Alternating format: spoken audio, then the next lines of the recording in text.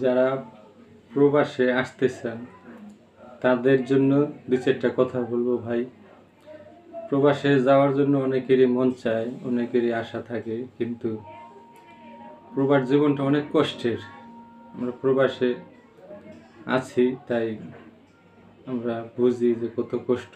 তো প্রবাসে আসার আগে আপনাদেরকে আমি একটা কথাই বলবো যে প্রবাসে আসবেন, ভালো কথা, জীবনে অনেকেরই আশা থাকে, শখ থাকে যে প্রবাসে যাব, টাকা পয়সা ইনকাম করবো, জীবন সেটেল করবো। তো যাই হোক, প্রবাসে আসার আগে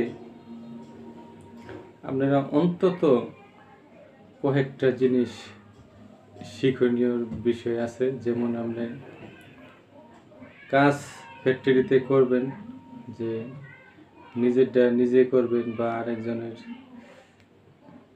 হেল্পারি করবেন, বা নতুন জয়েন করলে এটা যে কোনোভাবেই একটা সহজেই করতে পারবেন।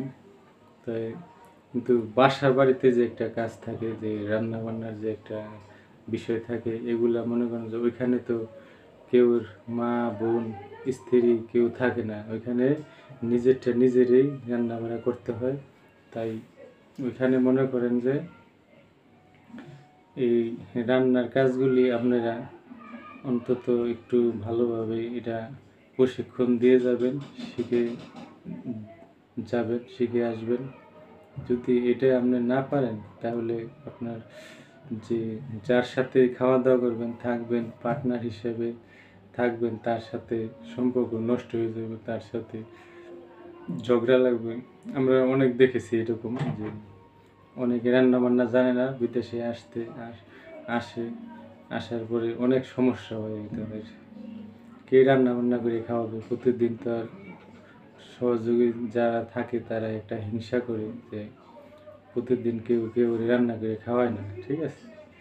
তাই এই জন্য যারা প্রবাসে আসবেন তারা একটু অন্তত রান্না বান্নার যে কাজগুলি আছে, আরও অনেক বিষয় আছে, এগুলিও জানার বিষয় আছে, কিন্তু আমি ভিডিও অত বড় লম্বা করব না। তাই যাই হোক, আপনারা এটা অনেক চেষ্টা করি আর কি রান্না বান্না কমপ্লিট করে তারপরে বিদেশে আসবেন, তাহলে আপনাদের লেগে অনেকটা সহজ হবে আর কি।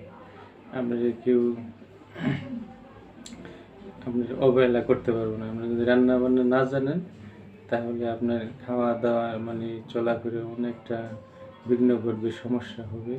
তো এই জন্য আমি সবাইকে অনুরোধ করব যে প্রবাসে যারা আসবেন সবাই অন্তত যে সাংসারিক যে কিছু কাজকর্ম থাকে